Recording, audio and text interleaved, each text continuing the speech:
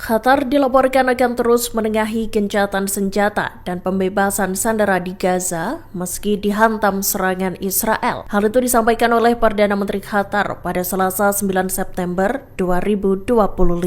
Seperti diketahui, militer Israel melesatkan serangan ke ibu kota Qatar, Doha, dengan dalih menarget pemimpin Hamas. 6 orang tewas, termasuk putra negosiator utama Hamas Khalil Al-Hayya, dan seorang perwira keamanan Qatar. Serangan udara tersebut dinilai belum pernah terjadi dan mengancam akan menggagalkan upaya mediasi. Dikutip dari Al Arabiya, Perdana Menteri Sheikh Mohammed bin Abdurrahman Al Thani mengatakan bahwa Qatar memiliki hak untuk menanggapi serangan Israel itu.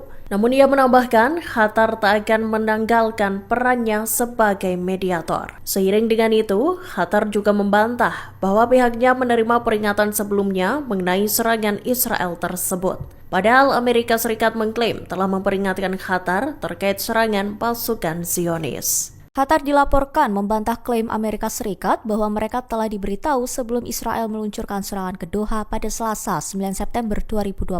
Perdana Menteri sekaligus Menteri Luar Negeri Qatar, Sheikh Mohammed bin Abdurrahman Al Thani menegaskan bahwa Washington baru mengabari Doha sekira 10 menit setelah serangan dimulai. Mengutip dari Tribun News, sebelumnya Presiden AS Donald Trump menyebut militernya sudah memperingatkan Qatar mengenai serangan Israel yang menargetkan markas Hamas di ibu kota. Ia menekankan bahwa serangan itu murni inisiatif Perdana Menteri Israel Benjamin Netanyahu. Trump melalui akun thread sosial menilai pengeboman ke negara berdaulat serta sekutu dekat AS itu justru merugikan kepentingan Israel maupun Amerika. Ia mengaku langsung memerintahkan utusannya Steve Witkoff untuk mengabari Qatar meski akhirnya terlambat. Trump mencoba meredakan situasi dengan menyebut serangan itu bisa mencari jalan menuju perdamaian. Sementara itu, Gedung Putih ikut menegaskan jika Trump tidak mendukung keputusan Israel dalam menyerang Doha.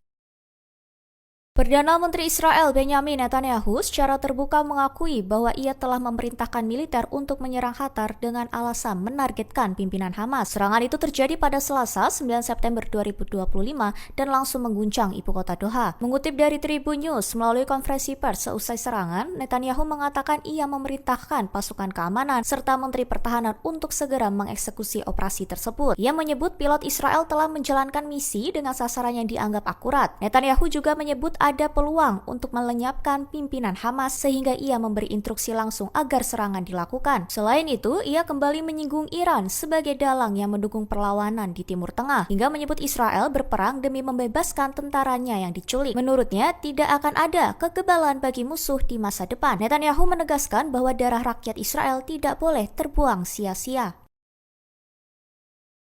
Presiden Amerika Serikat Donald Trump dikabarkan marah besar setelah Israel melancarkan serangan udara ke ibu kota Qatar, Doha, pada Selasa 9 September 2025. Mengutip dari Tribun News, serangan tersebut dilakukan dengan dalih menargetkan pimpinan politik Hamas yang sedang melakukan pertemuan di Doha. Militer AS disebut sempat melihat jet tempur Israel bergerak menuju Teluk, namun tidak mendapat jawaban ketika meminta klarifikasi. Baru setelah rudal diluncurkan, Israel memberikan penjelasan resmi. Hal itu membuat Trump kesal dan menyebut dirinya tidak senang dengan semua aspek agresi yang dilakukan Zionis tersebut. Ia menilai tujuan menyerang Hamas memang penting, tetapi tidak sepantasnya dilakukan di wilayah negara Teluk. Qatar bereaksi keras dengan menuding Israel terlibat dalam terorisme negara. Bahkan, Perdana Menteri Sheikh Mohammed bin Abdurrahman Al Thani menegaskan serangan itu berpotensi menggagalkan negosiasi damai yang dimediasi Qatar. Duta Besar Israel untuk Amerika Serikat Yossi Leiter menegaskan bahwa negaranya tetap bersatu dengan Washington meski pemerintahan Donald Trump sempat mengkritik serangan udara Israel ke Qatar. Mengutip dari Al Jazeera pada 10 September, Leiter mengatakan Israel tidak pernah memiliki teman sebaik Presiden Trump. Ia menyebut kedua pihak bersatu dalam tujuan menghapus Hamas yang dianggap sebagai ancaman perdamaian di Timur Tengah. Leiter menambahkan bahwa Israel dan AS pernah bertindak bersama di masa lalu, serta akan kembali bekerja sama di masa depan. Dengan nada menantang, Leiter menegaskan Israel akan terus mengejar Hamas dimanapun mereka berada. Ia menyebut Perdana Menteri Benjamin Netanyahu telah memberi sinyal keras kepada kelompok tersebut. Bahkan dirinya menekankan bahwa bila Israel gagal kali ini, mereka akan mencobanya di lain waktu.